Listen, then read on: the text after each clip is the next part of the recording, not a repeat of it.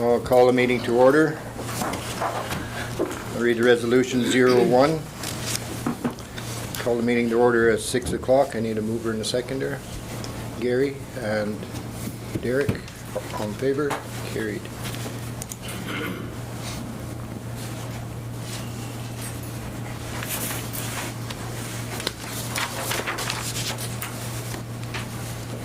Approval of agenda, resolution number 002, be it resolved that the meeting agenda for the regular council meeting of January 7, 2025 be accepted and approved as presented. Any errors or omissions? Ken? Oh, I'm sorry. Mover, Ken, seconded by Gail. All in favor? Carried.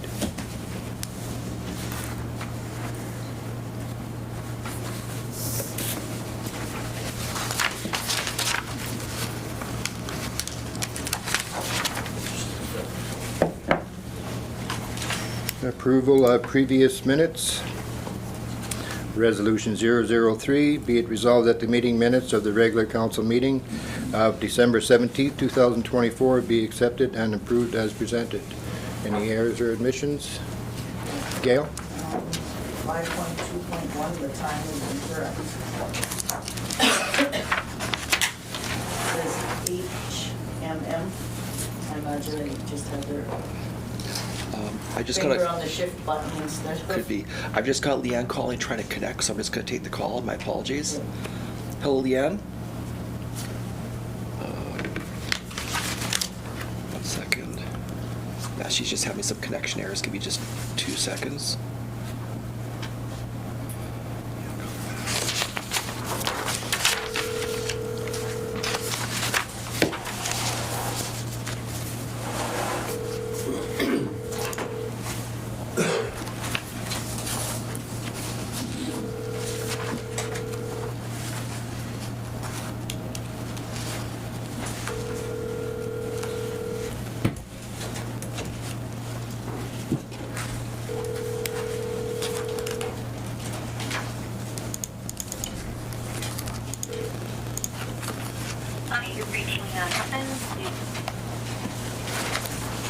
Give me just 2 seconds.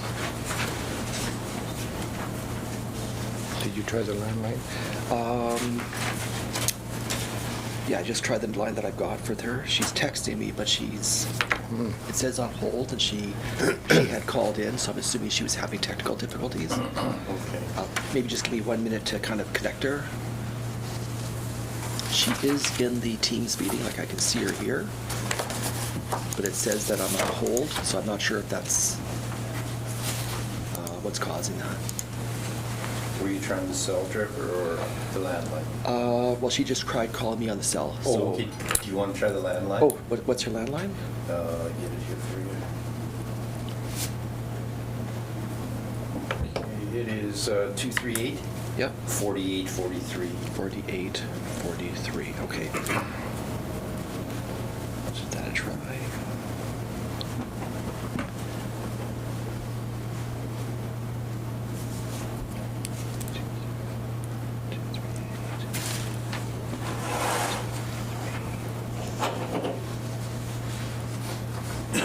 The customer you have dialed is currently not available. No. Can't get through, so I'll try texting her again. Okay.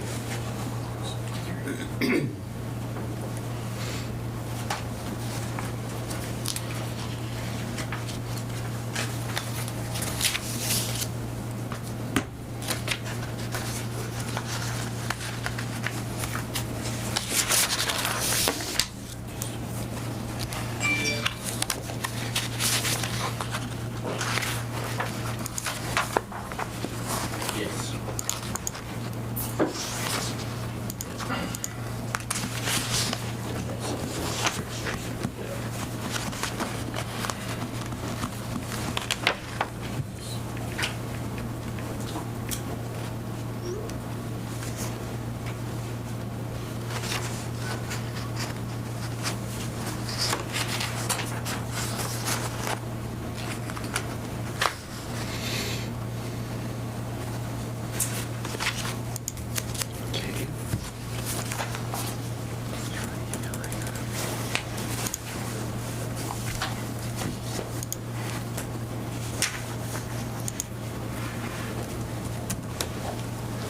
How about you go with the meeting, and then I'll just kind of try to connect with her in the background? Would that be, because time's moving on? Okay. It's your choice, though. Yeah, we might as well keep going, I think. Okay. Yeah. You want to make a note of the typos though before you do that? I've got the first one, which was the hour, and the other one. Dale Rose did not Yep. attend the in-camera. Okay, I've got that one as well. Thank you. I can't find you. No,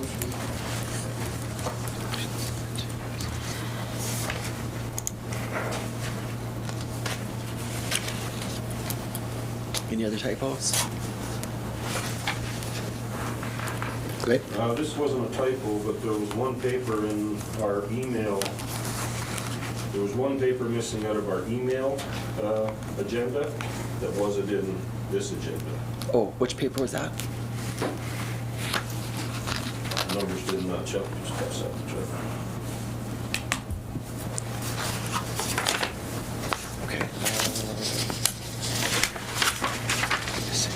Pages 26. 2 to 23 pages. So this was the one here. And okay, so let's see. I will print another one here. Because there was 2 timesheets. One timesheet was not submitted in time during the last period, so it was just base pay that went through in the last period, which is why there was 2 on this period. But I'll get both those printed, and I'll give them to council here shortly.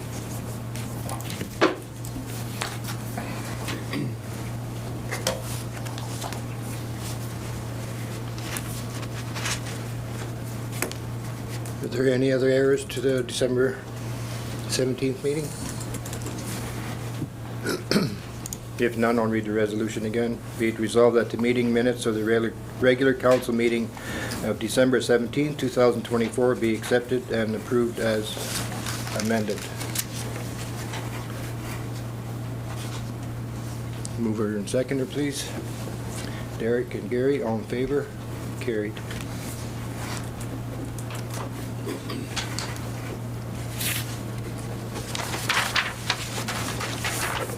3.2, minutes of the home meeting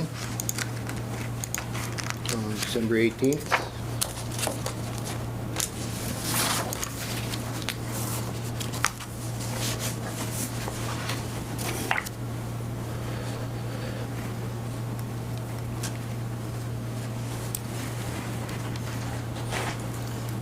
Any errors in the minutes?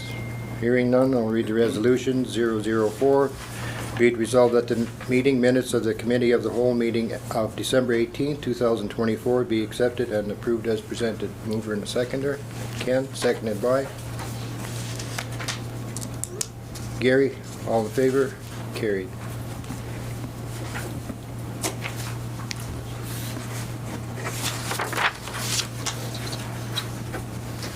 Number 4, there are no delegations. Number 5, Protective Services. 5.1, RCMP Crime Report. For the period of January 1st to December 31st, 2024.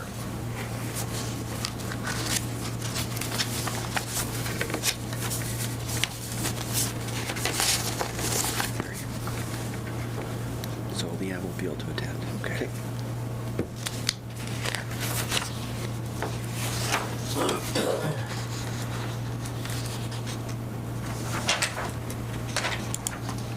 I just had a question. Gary? Excuse me. Will the staff sergeant be coming and talking about this and ever in the course of the year? Steve? If we ask him to, he would. Okay. I think he'd be more than willing to come. The arrangement we have right now is just basically regular monthly reports, which he's Right. been really good providing. But basically, Be nice maybe to get him in for one meeting a Sure. year if we could, I think. I believe when he was here last time that he indicated that he'd be here semi-annually, so That's what I thought. twice a year. Oh, twice, okay. That'll be even better then, yeah. Yeah. At least once a year, we'd like to have him, I think. okay, I'll reach out to him and see if we can get arrangement. Yeah.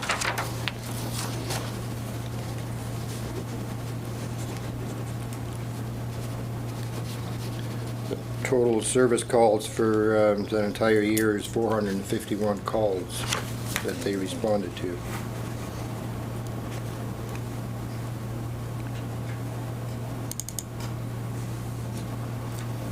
And crimes against property was the highest one. Mischief, crimes against property / mischief was 48. No, sorry. There's one for 77 here. Common police activities, abandoned vehicles, suspicious person, false alarms. Well, there's a whole bunch of pieces to that one, I guess. But property's fairly high too, at 48, I see.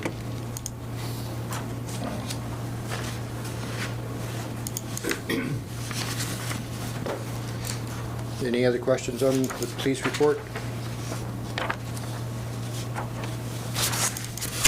Hearing none, I'll read the resolution 005. Be it resolved that the RCMP Crime Statistics Report to Council, January 1st to December 31st for 2024 be accepted as presented. Mover and a seconder. Derek, seconded by Clint. All in favor? Carried.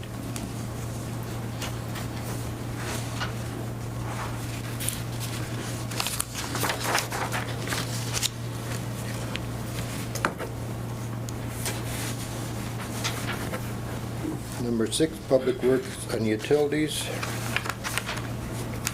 There's no reports until our next meeting. Number 7, Finance. 7.1, General Sundry Approval Items. 7.1.1, Accounts Payable.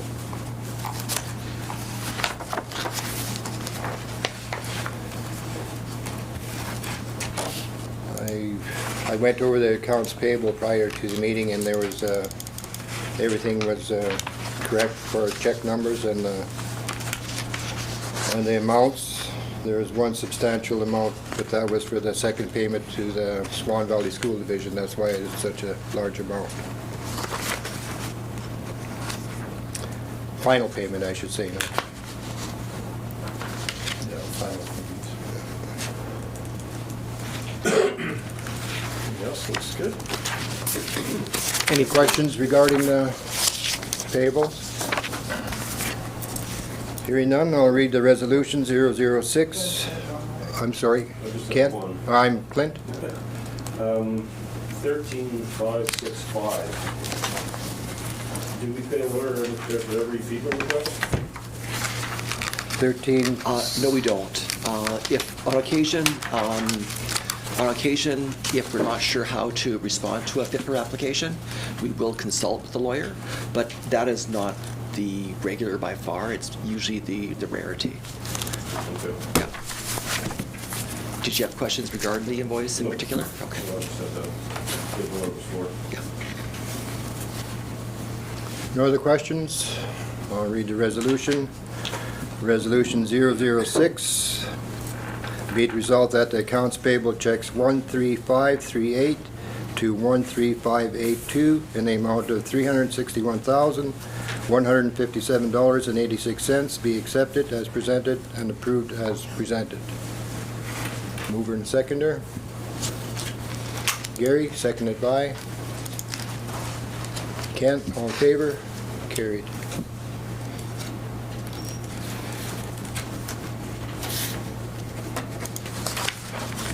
Question. My checks go to 13,596 on this page. This says 13,582. Or am I missing something in the meeting? Sorry, just noticed it now when I was flipping to the last page. When we printed the checks, we did have a check print error, so that does have to be updated.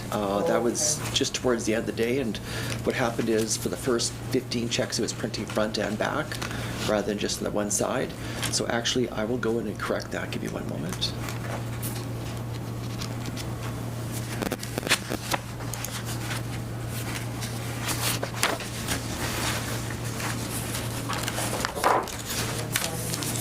On the top of page Yep. 3. The first top of page 3. Yeah.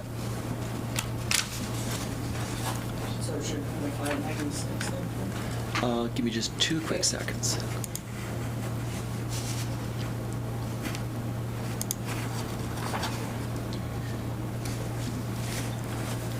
still not seeing what we found. Here it says to check number 13582, and this is 113. The actual goes to 96. Mhm. Thanks, Gail. I'll make the change on the resolution and reread it again. Let me just give me 2 seconds to fix that.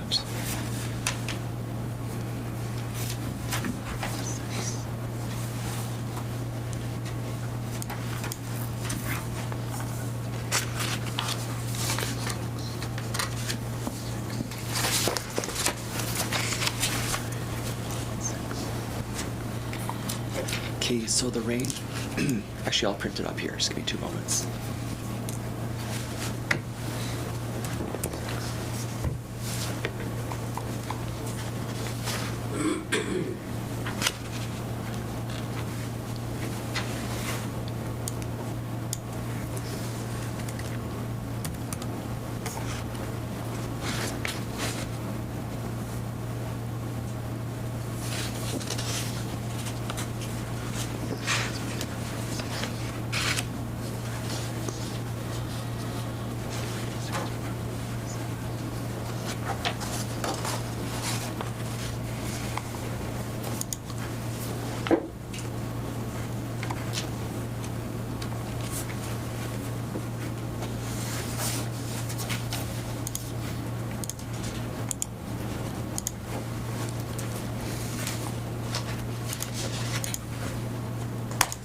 Okay, I'll just go to the printer.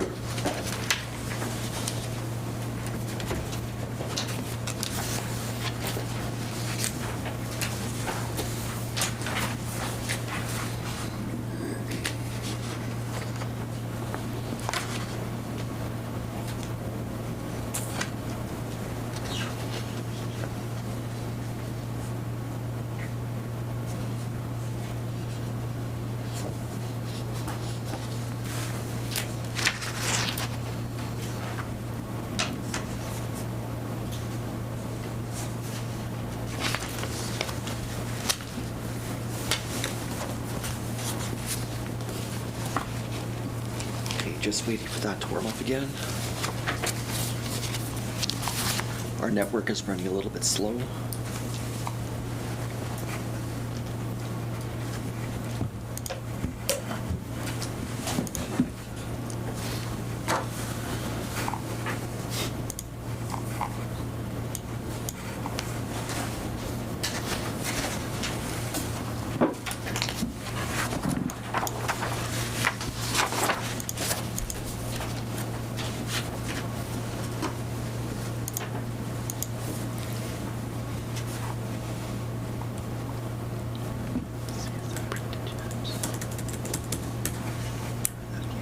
Oh, there's.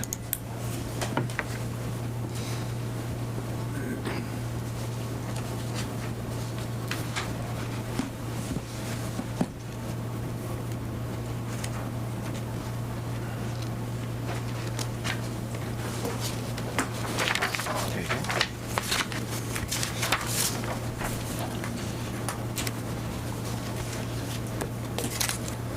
I will reread the resolution 006 to correct the check number of the last check. Be it resolved that accounts payable checks 13546 to 13596 in the amount of $361,157.86 be accepted as presented and approved as presented. Was the first check 536 or 538 you said, right? 13546.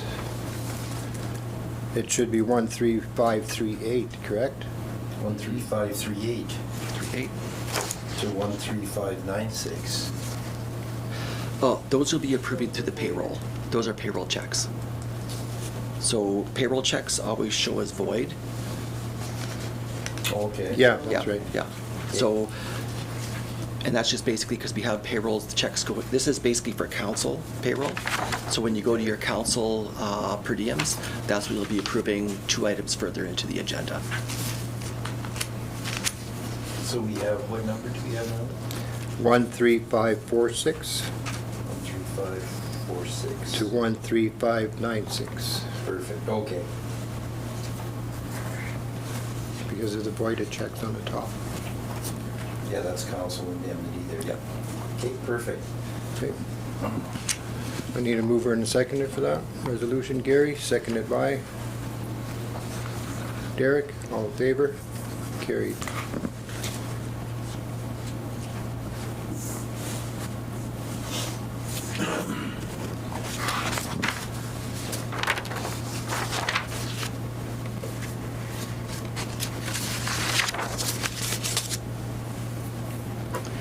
Seven point 1.3. I'm sorry, 7.1.2. Payment of payroll, pay period 26.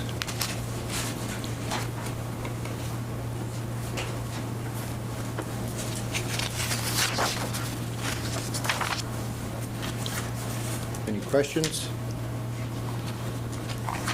I'll read the resolution 007. Be it resolved that payroll pay period 26, 2024 from December 14th to the 27th, 2024, and in the amount of $62,328.01 be accepted as presented and approved for payment. Mover and seconder, Ken, seconded by Derek. All in favor? Carried.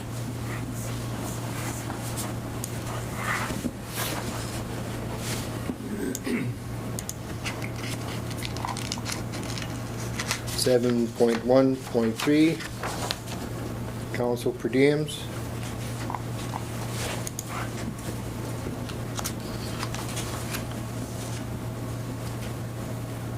Any questions on that?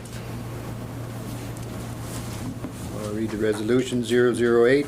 Be it resolved that the December 2024 council per diems in the amount of $10,738.05 be accepted as presented and approved for payment.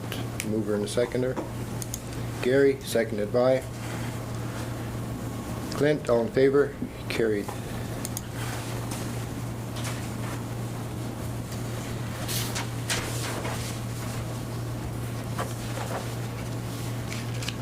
Number 8, administration. 8.1, 2025 regular council and committee of the whole meeting schedule.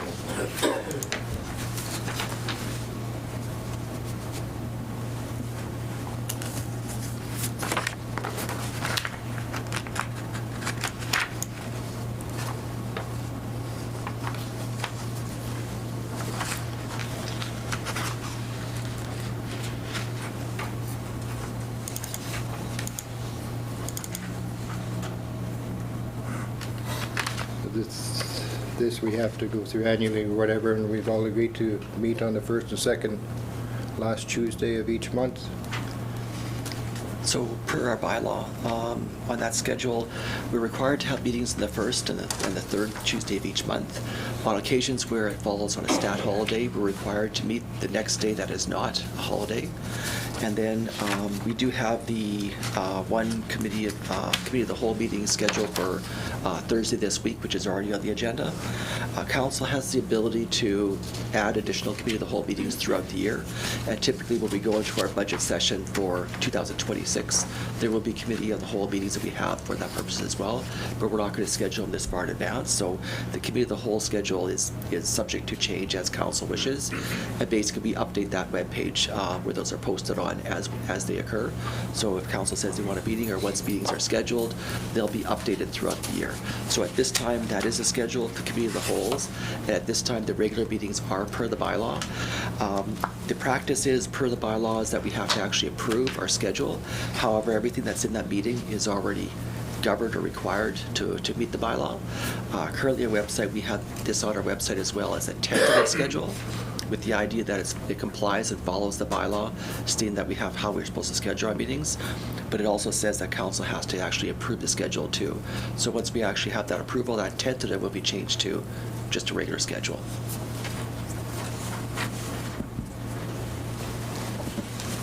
Any questions on it? I'll read the resolution 009. Be it resolved that the 2025 regular council and committee of the whole meeting schedule be accepted and approved as presented. Mover and seconder. Derek, seconded by Gail. All in favor? Carried.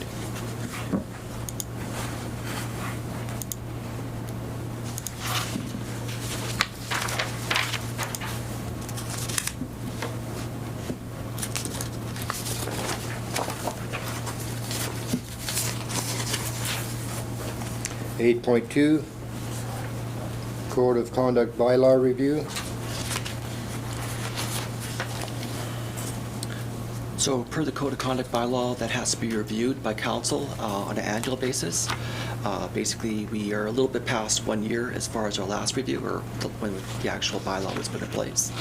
So we're just bringing it forward for a regular annual review.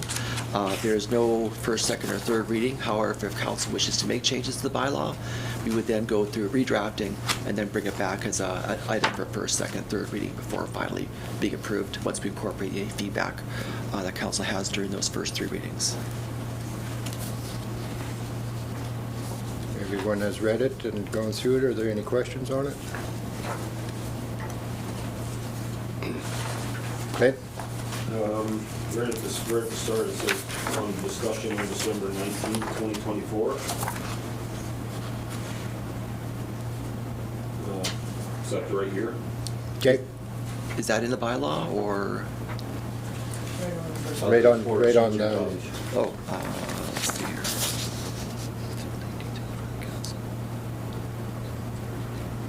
That should be 23. My apologies, that's a typo. I'll correct that right away.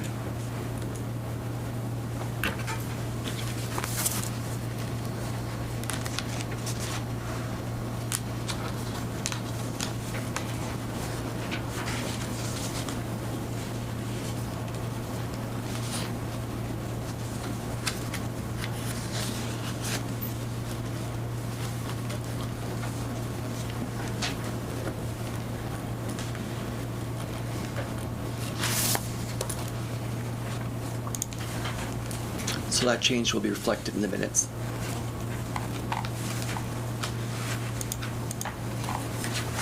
You got more, Clint? I thought there was one here somewhere.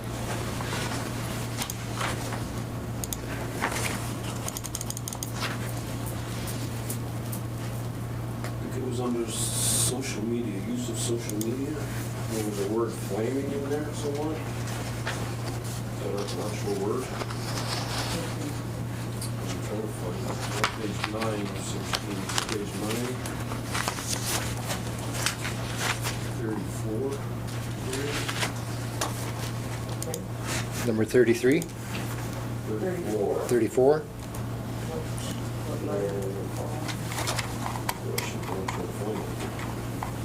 Under F. Correct, under F.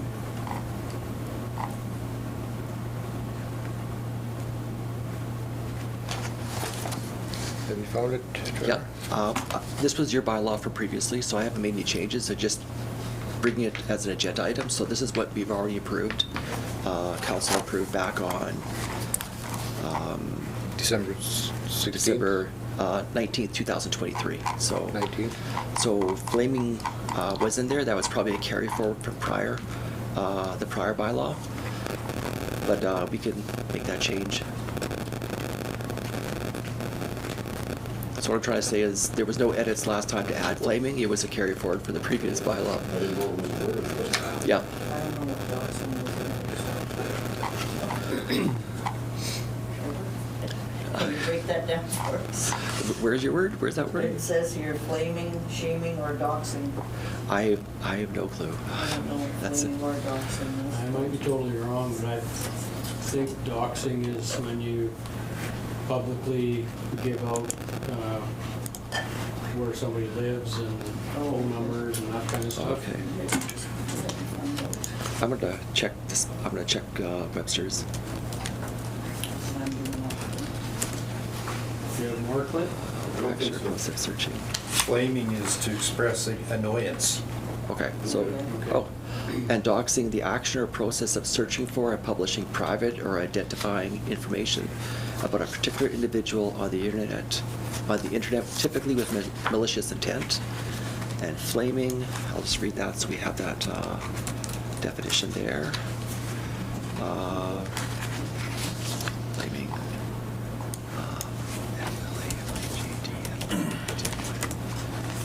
And flaming, it has your informal British definition, used for emphasis or to express annoyance. That's from Oxford.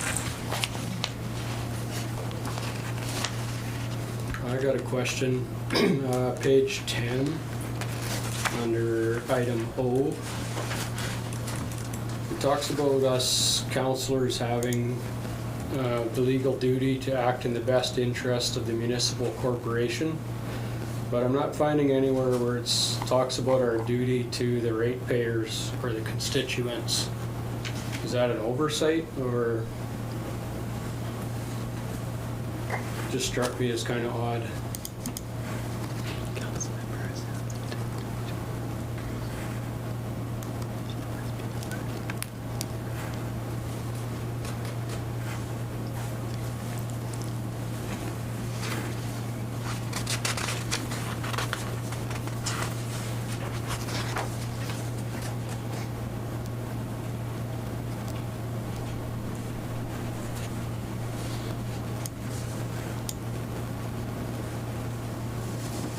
So I can confirm that's what sub-item O does say. I don't have an explanation as to why that was there.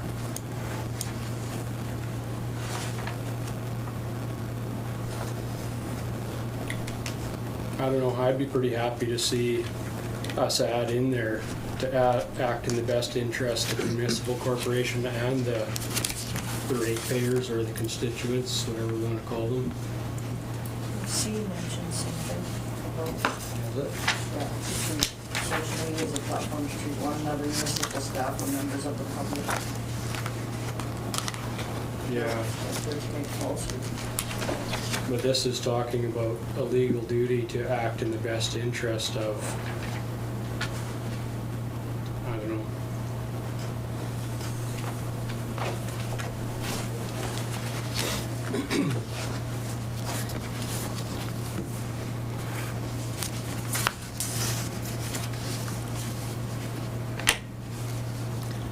That's So- still under 34, use of social media, it's still under the same category though, isn't it? It is, yeah. It just broke down a little into a different segment almost, eh? Yeah.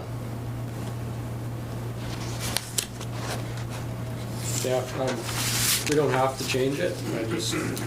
It struck me as kind of odd that it only talks about acting in the best interest of the municipality, not, I guess you could argue that the constituents are the municipality. Yeah. I guess we could add constituents or the ratepayers in if we wish to.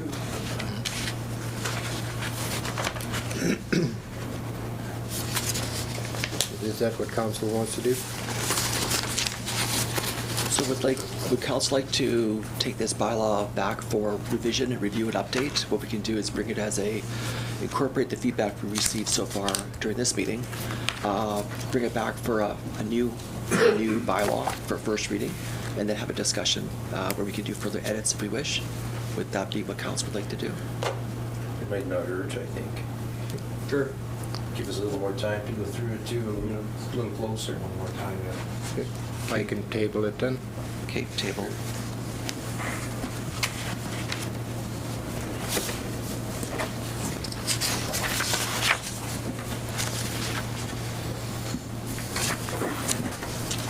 Number 9, bylaws and policies. 9.1, bylaw nuisance bylaw, second reading.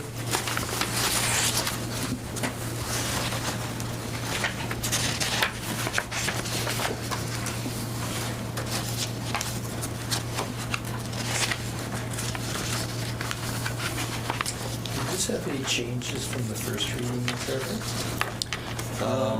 I know it was a pretty straightforward one, but was there any changes that we were wanting? Let's see here. I had called, The changes you did request have been incorporated. Incorporated Yeah, into it now? yeah. Okay. So everything that was there, I can't recall what those ones were, but everything, I actually went through the actual video recording and just walked through the discussion and made edits as well, in Okay. addition to my notes. So everything you've requested for changes has been incorporated. I think it was something with the town and village limits, if I recall Yeah, correctly. that one is done. Putting the definitions in, yeah. And I Yeah. see that is in accordance with the plan drawing numbers now, so that's two that catch me that I noticed, and I was wondering if there was anything else. And we had talked about nobody being allowed to trap animals. Yep. Yes. But I can't remember if we decided we should allow it or we shouldn't. I think we said we should because there's small pests in town like skunks and stuff. So that it's still people- saying that you can't. Oh, actually, there was incorporated there in subsection P of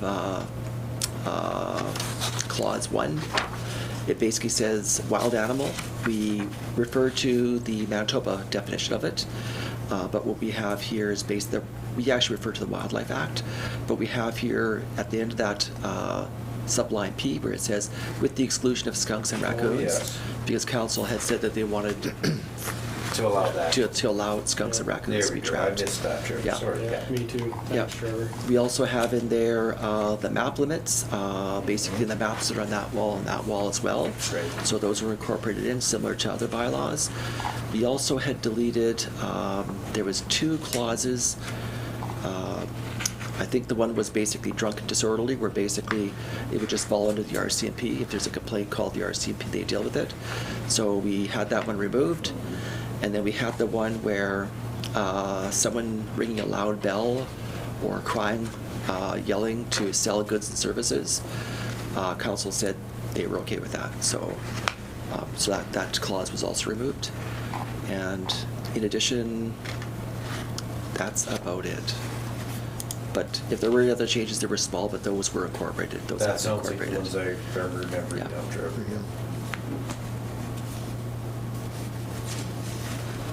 Since the last meeting, I had 2 different people approach me about number 9. No person shall use a bow and arrow, pellet or BB gun, fire or discharge, on and on. So the comment was, and I told them, both the individuals, that this was not a change, but the comment was, my kids target practice with their BB gun in the backyard all the time. I think it's safe. But I have to stop. So I said, well, I'll bring it up. This clause is typical with many other communities, large and small.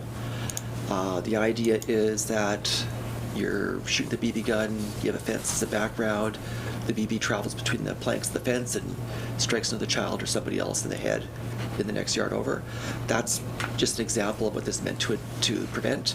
But having it where discharge of firearms or archery or crossbows is within city limits is prohibited within communities. This is not unique to our area. This is quite common in almost every community. So in regards to the pellet gun, my suggestion is that they go to edge of town limits and shoot away from the town.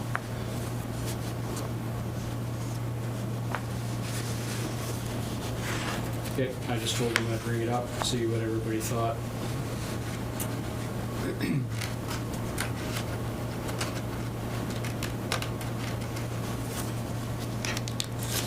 Does anyone else want to comment on that? With the use of the BB gun and pellet gun within town limits? I don't really know what to comment on that. I know a lot of people do it. A lot of people do it safely, though. Yeah, That's the thing, but there could be a one-off where it isn't, and we do have a bylaw against, so. yeah, it depends if it's a 10-year-old kid showing his buddy his new gun, or if it's a dad and a son Out there safely. practicing, Yeah. yes.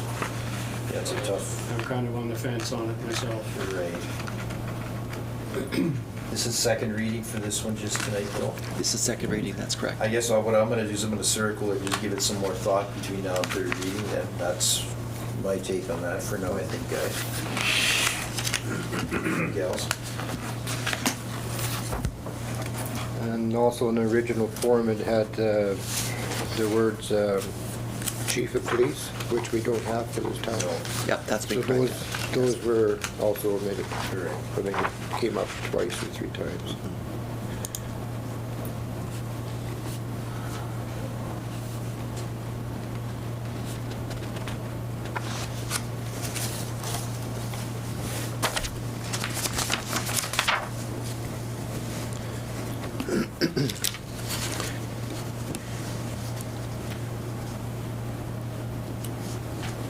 Is everyone ready for the resolution reading of the second reading of the bylaw? We, Clint? did we put how to trap skunks, like live trap, or Uh, it doesn't make a difference? There was no feedback on how to, it was just that you could, but I could, this is, I wouldn't allow like snares and foot traps, but a live trap I would specify. okay. And it's called a wide trap, is that? Live. Live trap, okay, live trap. Do you just want that under definitions of trap, right off the start?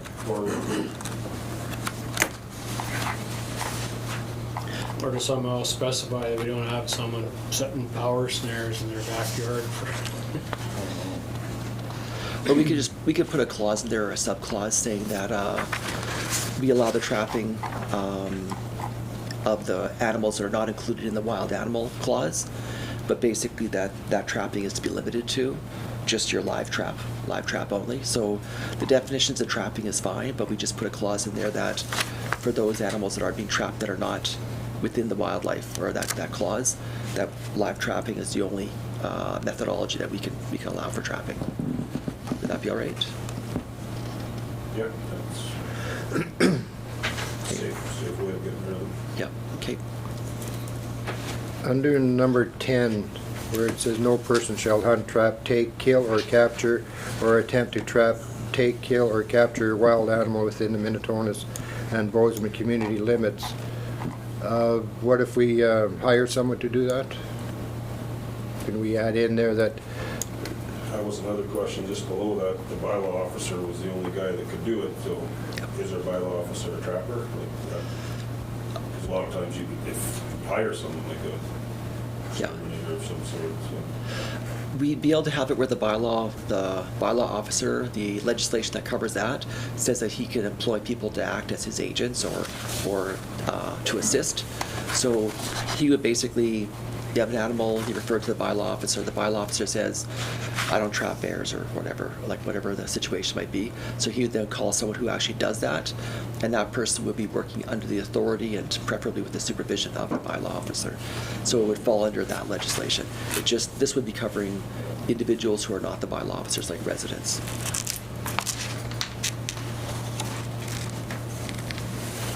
10, what if you put unless hired by council or something? I was thinking something to that effect or whatever, if approved.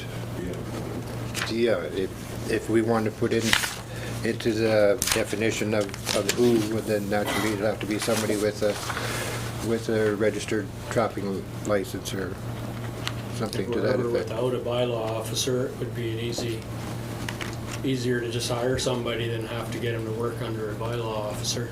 Yep. Okay, Yeah, that's I'll good. make that change. Okay. And also in number 10, should it not have the exclusion of skunks and raccoons specified in it too? No, it says wild animal, which refers to the definition of wild animal on sub-item P. And P, we basically have the I think it's under P. It's under P, Yeah, P on page, first page? first page. Yeah, right I at the see very bottom. that there. Where it says, But no person shall hunt, trap, take,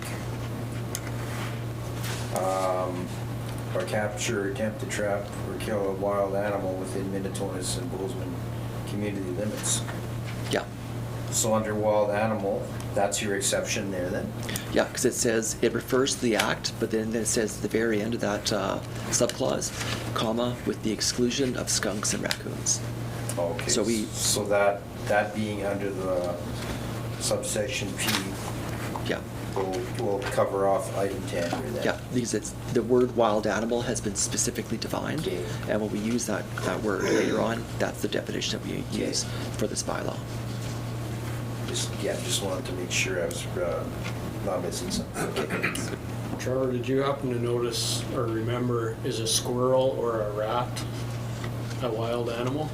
I believe not, but Okay. I can bring this for the third reading, the actual That's the act. only other, I'm thinking that Yeah. might be something you want to trap in town too. Yeah, Right. yeah.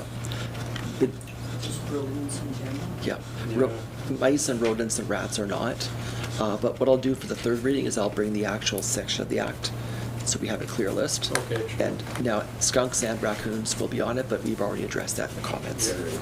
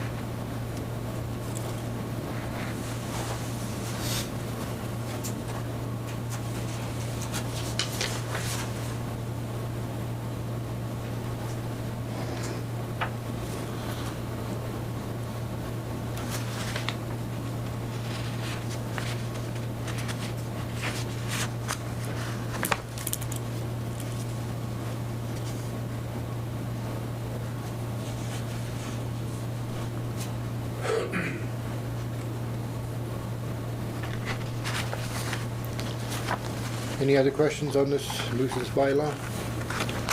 Where would, if somebody left, Oh, sorry, go ahead. Go ahead. oh, Go ahead, go ahead. what happened if somebody had a loud semi-truck running in town all night? Where does that fall in? Because we have had that in the past. Let's see. I'm just seeing, I'm reading in some of the noises here, like they're giving examples of if construction work has to be done between certain hours. Motorized lawnmowers, snow clearing, chainsaws, all that is in certain hours. What if a truck is running out on the street all night there to keep warm? How does that, how could that be implemented into this bylaw? Just by adding the word vehicle into Is it? that the one fireworks is into? Yes, that is good. Which section? Number G. G? Okay. E, F, G.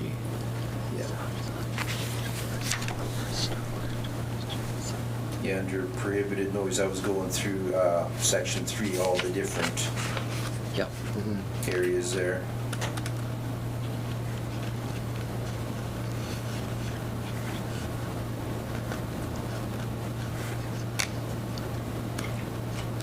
So you have section E just above it. I see that. Does that address the question that you have, or? I was thinking that was more tearing around. Like somebody tearing around, revving the engine up, but Okay. I don't know. That was my interpretation of section E. It's referring to exhaust system and muffler and that type of thing. So are you saying that we don't allow semis to idle at night? Well, we have had complaints in the past where Okay. neighbors were complaining of semis in Bowsman and Minitonas on 2 or 3 occasions that I remember. And just if we're doing a bylaw, I'd like to have it included to address it under the noise category. So they'd have to park outside of town if they don't have a place to Yeah. plug in? Yeah, Yeah, okay. I know it's convenient at home, but it does make quite a noise all night for your neighbors trying to rest.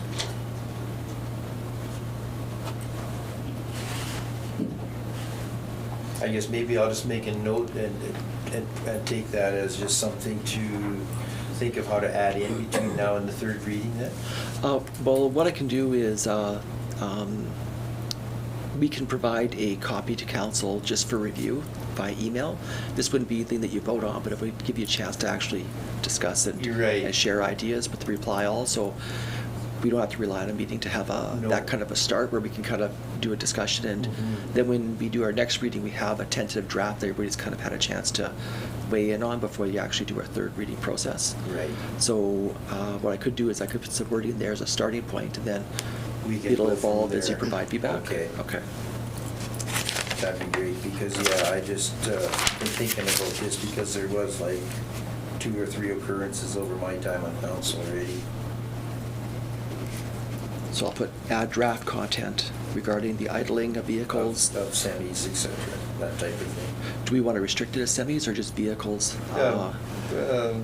Unless we want to give some examples of vehicles, but it mainly has been semis in the past. Okay. I would suggest vehicles just because I know in other communities like up at Whitehorse, there's vehicles that run all night. Mhm. Just because people are concerned they're not going to start the next morning. Yeah. Now that's just because you don't have a plug-in battery blanket and proper block heater and like proper heating It's installed probably in your better vehicle. to do that, because a Cummins diesel and a 1/2 ton or 3/4 ton is loud too. Yeah. And if it idles, it's the same thing. Right. So vehicles would cover it off better. So I'll put idling vehicles. Do we want to just say between the hours of, or do you want to say for long term, or I was thinking maybe 10 o'clock to 7 o'clock, or you're like. I would say campground. follow the hours for the other stuff that we have the Sure. times in. It's always been 10 PM for some reason, I thought it was 11. But Uh, it could be wrong. Campsites, it's usually 11, but Yeah. the bylaw did say 10. Mhm. Yeah, yeah, but campsites, I know, yeah, the lake, we have to ask people at 11. By 11. So, yeah. 'Cause in the summer, sometimes at 10 o'clock, we're still Oh, yeah. Far working from on bed. your, yeah, yeah. yard work or whatever. Is there any comment under prohibited noise number 3C? Anybody want to comment on that one? So,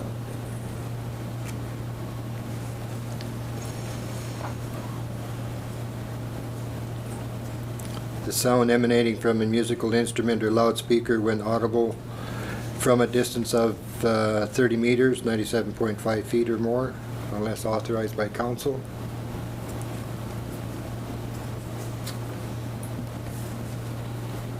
So that would be like if someone was, say, having an outdoor wedding or something like that? Is that what? I don't know how to put a take on it, really.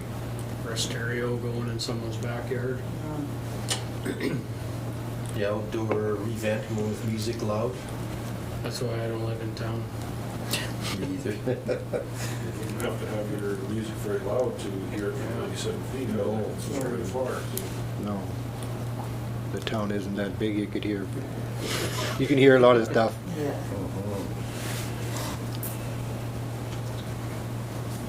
So did you want changes, council, regarding 3C? Or should we just add a time into that? You know, in the nighttime, you can't be doing that. But if it's 2 o'clock in the afternoon, maybe you can, within reason. Yeah. I would agree to what Ken just said. And just keep it consistent with the other times, I'd say. So you don't have different times for different things. It's Yeah. 10 to 7. Yeah. Everything is cut off in between them times. Maybe we should say 11. 11 to 7. Or 11 to Sometimes 7. in the summer, there's, people are still cutting grass at 10 o'clock. I agree. But, I don't know. What about on the flip side in winter when they're going to bed at 9 though? Yeah. That's the Well, thing, right? You won't be cutting your grass at 10 o'clock in December either. No. I don't know, I'm open to 10 or 11 myself. I don't think it makes a big difference, but. I always thought it was 11. Yeah, so did I, actually. Pardon me? I always thought it was 11. Okay.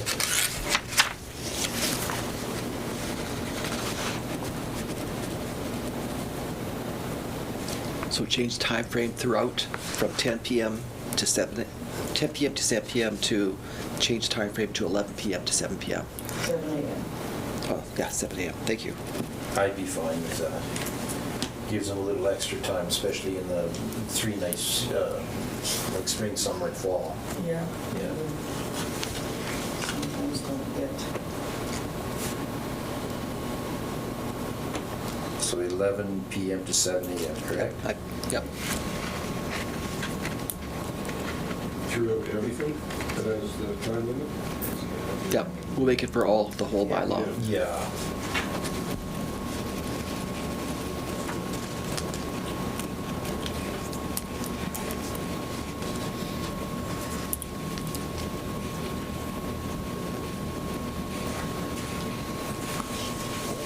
If you're gonna make it for the whole bylaw, then it's gonna be okay if your dog barks like an idiot all day long?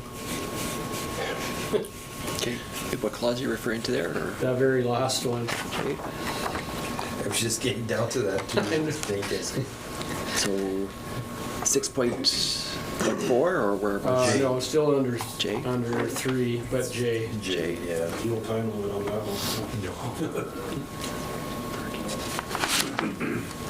Yeah, I think that J is just says no. It's it doesn't have the time frame. It just says any. Yeah, so there's not gonna be a time frame on it. No, right? it's Okay, just good. any loud. Yeah. So yeah.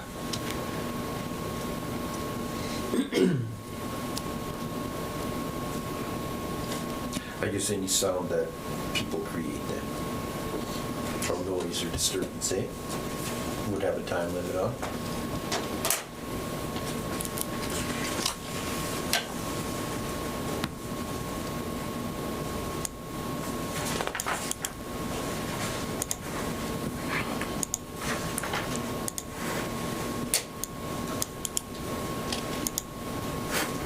On their permitted noises, number E, can anybody tell me why that the words visitors to the municipality would be added in there? So you're which one? E? So 4E. Okay. Yeah. No, 4E, sorry. I was on 3E, sorry. Yeah. 4E.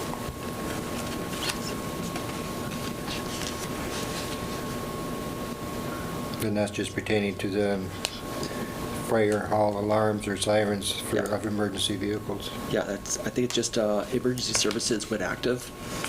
So, So I guess that would be like Swan River was here with their fire truck, they can come in sirens blazing, Yeah. is that what that means? No, I'm just wondering why the words visitors to the municipality would be into that part. Like, people are coming and going all the time.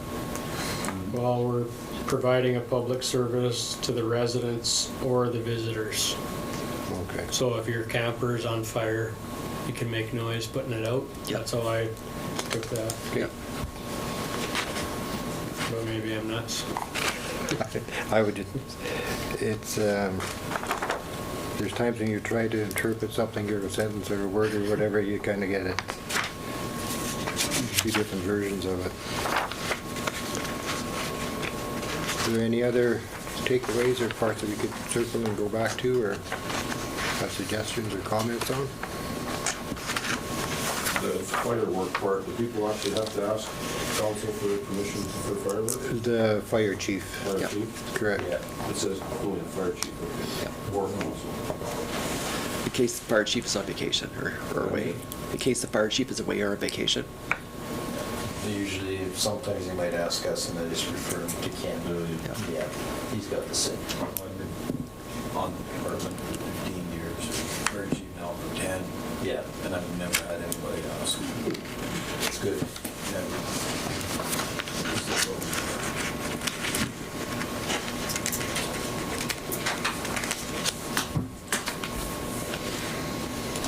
I'm good for now. Anyone else have any comments? Okay. I'll read Resolution 011. Be it resolved that bylaw 12, 2024, being a bylaw regarding nuisances, be given second reading. Mover and seconder. Gary, seconded by. Derek, all in favor? Carried.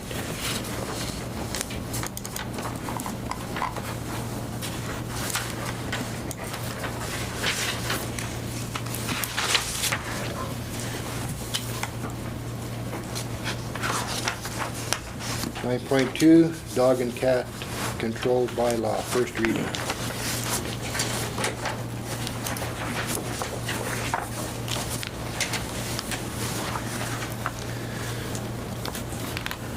I'll give you a few minutes to go through it again, but I'm pretty sure that everyone had a good look at it prior to the meeting.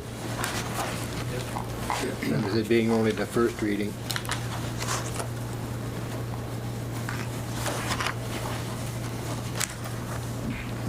Anybody have any questions off the, Clint? Yeah, right at the start, under authority, go down to the double I's, it talks about imprisonment. Can you explain that? Oh, that's the, it's a carry forward from your last bylaw where they had imprisonment in the bylaw. So which section are you in? And we'll take that out. Number one, authority, then you go down to the brackets, and there's two little I's. Down the Letter brackets. I. So it says whereas and whereas. Are you still in those or? And whereas, it's on the second, and Okay. whereas. Got it. Okay. Third, and whereas. Oh, to a fine or imprisonment, right, Clint? Correct. Oh, Okay. that is, that's authority granted to us through the Municipal Act. So I think they probably need to update that unless they are okay with that still being there. But it's, and whereas section 236 bracket 1 of the Municipal Act specifies a relevant part that without limiting the generality of clause 232 bracket 1 bracket O, the enforcement of bylaws, a bylaw passed under this clause may include provisions for, then it goes through those sections. So if you've got imprisonment in there, it's referring to that section of the Municipal Act. Okay, and while you're right there on imprisonment, just Yeah. before it says to ta, fine or imprisonment. Yeah. To, Just remove the T. oh, thank you. I'll get that changed.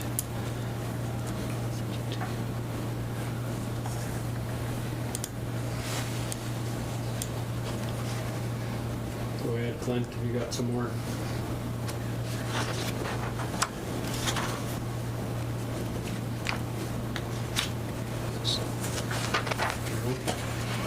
at a couple of typos here, Trevor. Okay. So just below where you just were, where the next and whereas, Give me just 2 seconds here. I'm just writing notes on this last one.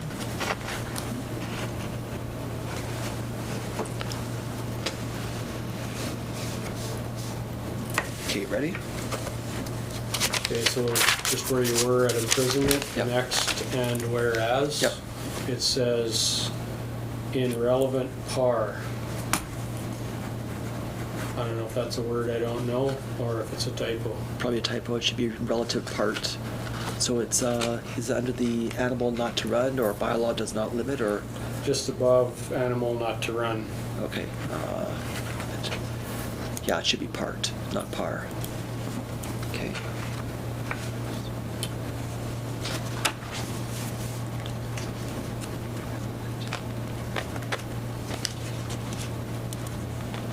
Okay, we'll make that change. Okay, and then the last line under animals not to run. It starts out now owner.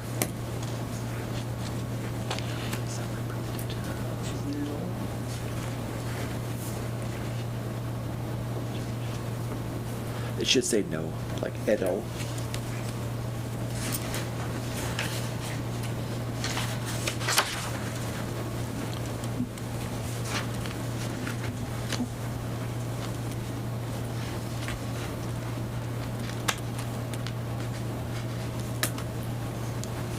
Yep, got it.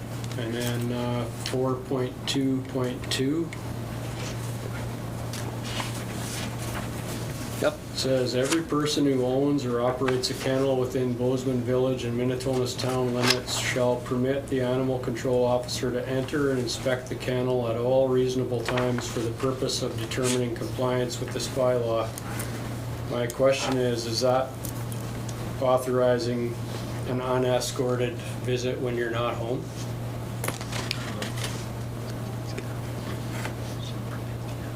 Which one was that again, Ken? 4.2.2. The current wording just authorizes the bylaw officer to do that. But we can't put wording in here basically with prior 24-hour or prior notification. Yeah, just something to protect the kennel owner.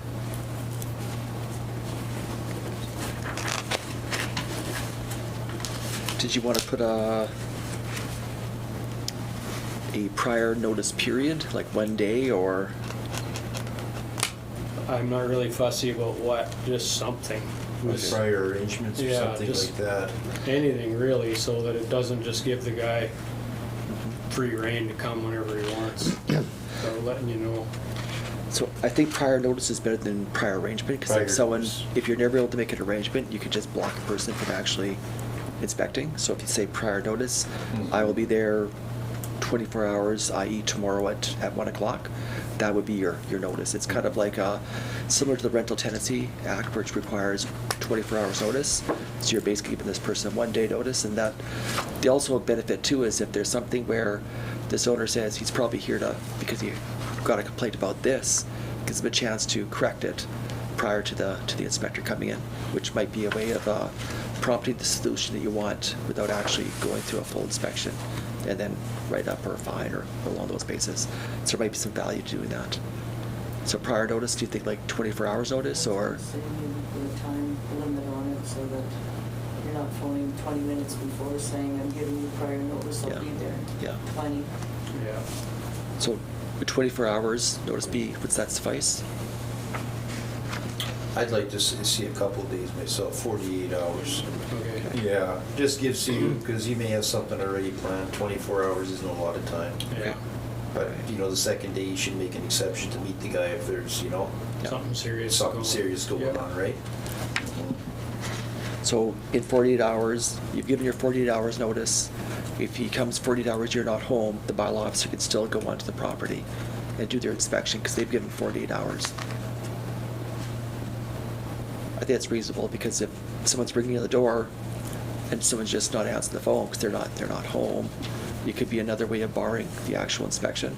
So if you It's kind of reasonable as long as it doesn't get interpreted as I gave you 48 hours notice, now I'm gonna come 60 hours later when you're not home.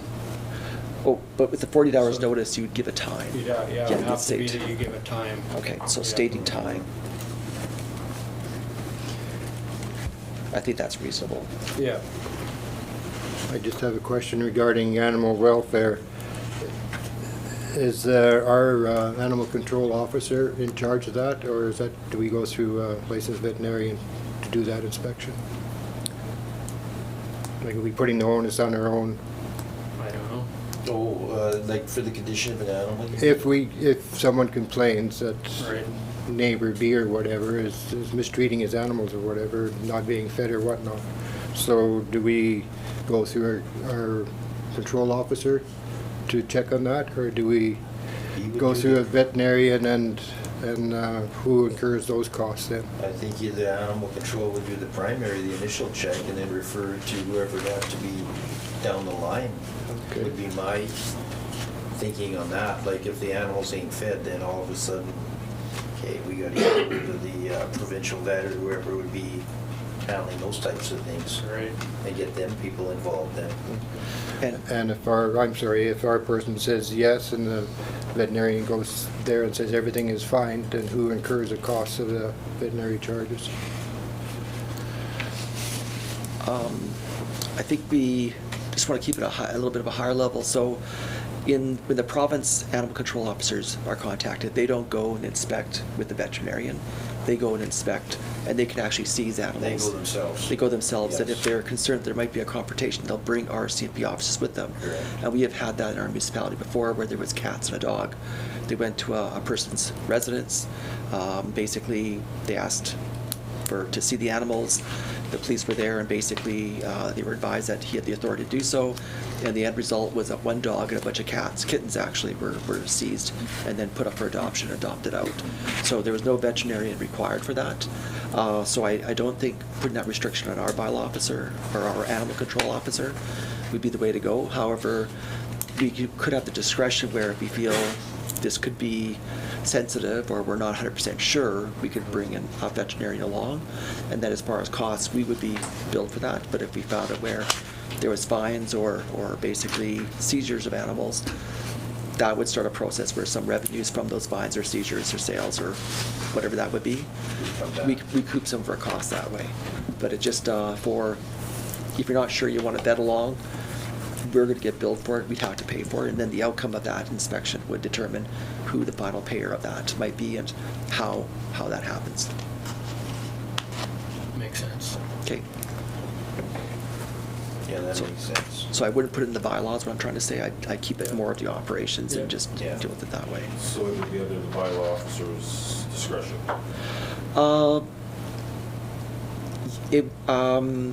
Well, provincially, the animal control officers that they have provincially for animal protection of, and I don't know the legal entity that they're called, it is that officer's inspection discretion, but they do have the authority to say, nope, I'm going to go in without a veterinarian, with or without the police, and I can rule. So our bylaw officer would read this, our animal control officer would read this bylaw, make sure he's operating within it. So the current wording that we're looking at would be their discretion. I mean, at some point, somebody has to decide, and I don't think council wants to start jumping into that. I think that wouldn't be appropriate. I would have much more faith in a vet than someone that's not a specified Yeah. animal person, you know what I'm saying? When you say animal control officer, do you mean ours or do you mean the Ours. provincial one? Well, we can actually, if we get a complaint, we could forward it to our animal control officer, or we can forward it to the provincial animal control. And we've done that before, where we've forwarded to the provincial animal control. So if we get a complaint at the municipal office, we have that discretion. It would depend on every situation. But can our animal control officer go to somebody's place and say, I'm taking your dog, that doesn't look like he's being looked after, or does that have to go to the provincial animal? If it's in our bylaw, they can, but I'd have to look specifically for that in the bylaw. Okay. So in your review, if it says that's possible, then it is per our bylaw. If it doesn't say that, it does not, and I'd have to go looking specifically for that in the bylaw. Okay. And if it doesn't say that in here, that's one where I'd actually refer, like our animal control could say, whoa, this is really bad, these animals need to be seized. They can then contact the province's animal control officer, and they will actually go directly in with RCMP or whatever other services they require to do those seizures. Kind of like that example I said that happened last summer, where we seized cats and dogs. That makes sense to me, like, yeah, just, you can't get the provincial guy out for every little thing. So we would have to check it out to see, you know, are Right. these things getting abused, or is it just, you know, somebody complaining for the sake of complaining, and then go from there. Yeah. So in regards to dogs and cats, this bylaw would state the powers and authorities of our animal control officer. So like we're on first reading here, I think if council wants us just kind of on their step away and just review it as far as that perspective, and if they're comfortable with that, we can keep it as is, or if you want to modify or put some conditions clauses or along those lines, you can incorporate that as well. So how about this, if you do a review, send an email to me with a reply all to all council members so they're all aware. And for second reading, I can incorporate that content in for discussion. I just have one question on 5.1 L. Yep. It says refuse the animal control officer the right to see. Oh, never mind. Now that I read it out loud, it makes sense. Yeah. It was just not making sense in here, but it's good now. Yeah, that's basically where I won't let you look at the animals, and Yeah. then that's obstruction to the enforcement of the bylaw. I just had to read it out loud for it to. Yep. There was one portion here, and I don't know if it is under the definition or not, regarding, under U, severe injury. Sorry. Means any physical injury that results in broken bones or disfiguring lacerations requiring multiple sutures. Okay, what clauses? Can I just flip the page U. here? U for what section though? Two. Two. Definitions. Definitions, okay. Yeah.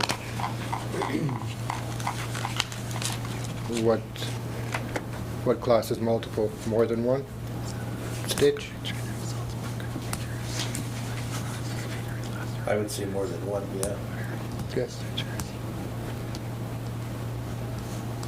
Yeah, I think plural multiple sutures or cosmetic surgery. I think that would be rather than getting into the types of cuts or disfiguring, we just look at if it's more than one stitch. One or more. Yeah, multiple, like plural being like more than one. Yeah. So with that definition being there or whatever, when, say, we use that definition, so if you only get one stitch, the dog can be put down, but if you get multiple, then it's automatic? Well, severe, going with the definition of severe injury, basically means any physical injury that results in broken bones or disfiguring lacerations requiring multiple sutures, i.e. plural, more than one, or cosmetic surgery. That would be severe. And then what clause are you referring to, the put down? What clause are you looking at there? Well, it's a definition of when the dog is deemed dangerous. Dangerous, okay. Just going to that section, trying to find, oh, here it is. So section 9. Let's see here.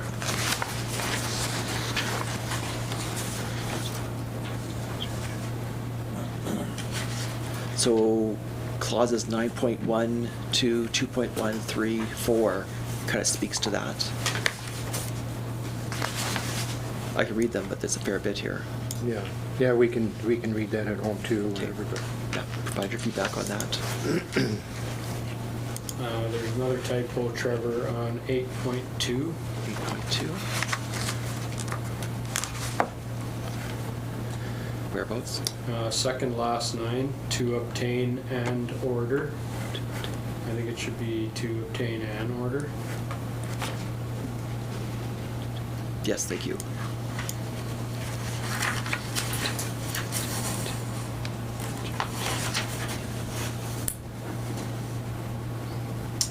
And then I had a question on 10.6. says an owner of the property shall assist the animal control officer or designated officer in seizing a dog or cat on their property that is in violation of this bylaw.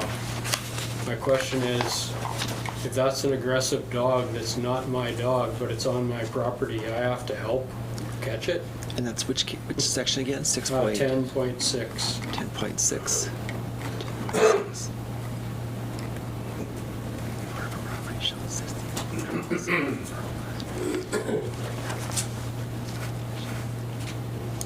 So, if this is your dog on your property, I'm saying, what if it's not my dog?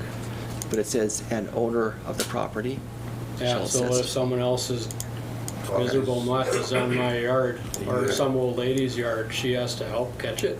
Okay, so you're suggesting a I'm change to thinking that? the owner of the dog, not the owner of the property. Okay, the owner of the Or the animal, I guess. Okay, change.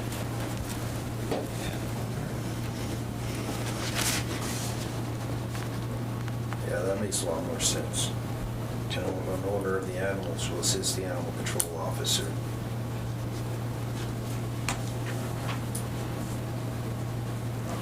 Okay, And then it's quite long to read, but I read through 11.2 about 20 times, and I couldn't figure out what was going on.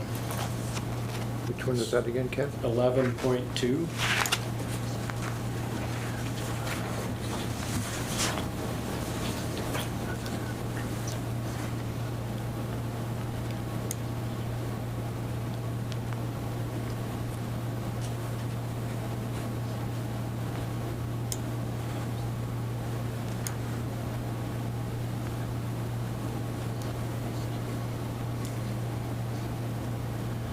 so 11.2 refers to an animal, basically redemption being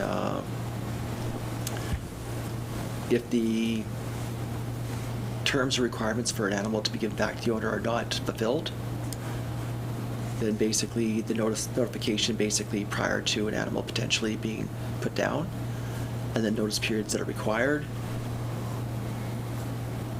So it says, no person may permit any animal to be in violation of the conditions of redemption. So you're not allowed to do that. Yep. And then it says, if the conditions of redemption are violated, then the animal control officer may seize and impound the animal. The animal is not subject to redemption. So, I don't know, I'm just having a hard time getting my mind around this circle. It's not allowed to be in violation of redemption, but if it is, it can get seized. So then, it hasn't been seized yet, so how did it be in violation of the conditions of redemption if it hasn't yet been seized? On 11.1, an owner of an animal may redeem from impoundment by applying to the animal control officer upon payment of fees set forth in bylaw, which is our fees bylaw, showing proof of vaccination, so just that there's not a rabies threat. Yeah. And then basically under clause 5.5, the animal control officer shall instruct the pound to release the animal. So this is, it's already impounded animal that's been redeemed or given back to the owner. Okay, so now if the person doesn't redeem it, so now they're in violation of the conditions of redemption, now the animal control officer is gonna seize it? Well, if there's, let's say for example, you've got a dangerous animal and you're required to have this kind of a pound, this kind of a sign, this kind of a fencing, this kind of a leash or whatever it is, and those are the terms and conditions that the animal's been given back to you because it's been designated. Oh, so that's the conditions of the, now that yeah. all makes sense. So So you've got a dangerous dog, for instance, and you're given back, but you have to muzzle it in public and Or blah, blah, blah. put him into a kennel or like that, or have signs. Okay. So if you don't do that, he's just sitting in your backyard, he jumps over your fence, and then he's out and about again. Now they're gonna take it and you're not getting it. Yeah, back. exactly. Okay, 'Cause- that makes sense now. and it's just the threat of a bite or worse. Yeah. Okay, thank you. And none of that same clause 11.2, if the owner of the animal, and it was if, so just change the Idaho. The misprint. Whole So- second last line. Second last The line. owner of the animal? Yeah, instead of if the animal. Okay, yeah. The animal control officer shall, if the owner of the animal is unknown. So I'm not quite sure where you're referring to, Right there. right there. Yeah, it had the word Last sentence, if. Trevor. If the owner, If the owner, if the animal. Should be if of. Of the animal. the owner, oh, If the yes, thank owner you, of the yeah, animal. okay. 22. Third last line.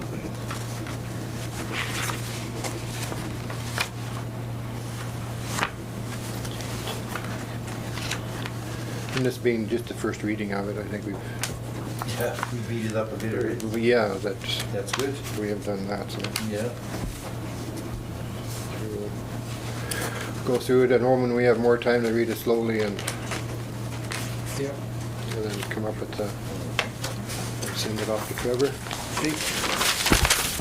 Okay, I can read the resolution 012 if there aren't any more questions on it. Not for me for now, Eric. Okay. Be it resolved that bylaw 09/2025, being a bylaw regarding dog and cat control, be given first reading. Seconder, Ken, seconded by Derek, all in favor, carried.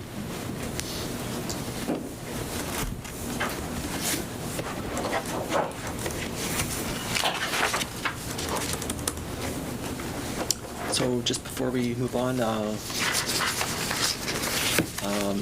there's a request for the timesheets with both periods, because there was one missing. Actually, those just, they both go. There's two each, so yeah, so pass those down. There you go, there you go. And, perfect. And then, yeah, there's two pages, there's two You got timesheets. there? Here. Yeah, okay, so you've got, yeah, I think we there. got enough on Yeah, this. we got enough there, yeah, there was just one extra copy for Leanne. Okay, Number 10, announcements. I just have one announcement. The border revision hearing that was scheduled for Thursday next week has been canceled because of the fact that all of the appellants who had applied for to appeal their 2023 and 2024 supplementary property assessments, those have either withdrawn those appeals or agreed to reassessments that were prescribed by the assessments branch of the Manitoba government. So we had two. One was withdrawn and the other one was settled through an agreement, and that agreement just came in literally today. So at this stage, the border revision hearing itself has been, there's no appellants. Gary? I had nothing between now and the last meeting, so nothing to report on really, other than I had a very nice Christmas. Perfect. And we have a meeting coming up next Thursday, watershed. Correct. Derek? Nothing either, I didn't have since Christmas, no. Right. Gail? No, I didn't have anything either. Ken? Good Christmas all around. The turkey took a beating. And escape the Santa thing was a big hit. If it hadn't snowed, I think we might have had more downtown Christmas parties. Yes, yes. Santa was a good, we had a good turnout anyway. I believe they said they had 80-plus kids on the ice Yeah. at that time. If it wouldn't have been storming, we might have even had more. Mm-hmm. It's nice, yeah. I think Bowsman had a good turnout too, by what I hear. Yeah. I wasn't there, but I think they had a good event too, so. And I have none. Good. Number 11, we'll move into camera. Once we move into camera and come out of camera, there will be no resolutions passed before adjournment. I'll read resolution 013. Be it resolved that pursuant to section 1523 of the Municipal Act, despite subsections 1, 2, council shall meet as a committee of the whole to close the meeting and continue discussion in camera regarding employee land legal matter that is in its preliminary stages and respecting which discussion in public would prejudice the municipality Minitonas-Bowsman's ability to carry out its activities or negotiations. Pursuant to section 83(1)D, council members shall keep in confidence a matter discussed at a meeting closed to the public under subsection 152(3) until the matter is discussed at a meeting conducted in public. Pursuant to section 94(1)H, a council member becomes disqualified for breaching the requirement of confidentiality under clause 83(1)D. I need a mover and a seconder to go into camera. Gary, seconded by Gail. All in favor? Carried.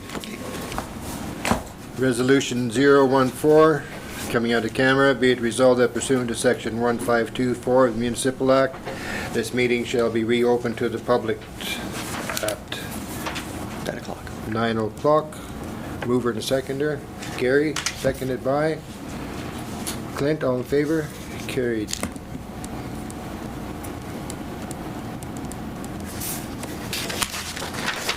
Adjournment resolution 015, be it resolved that this regular meeting of the council be adjourned at 9 o'clock. Moved by Gail. Second by Ken. All in favor? Carried. This meeting is adjourned.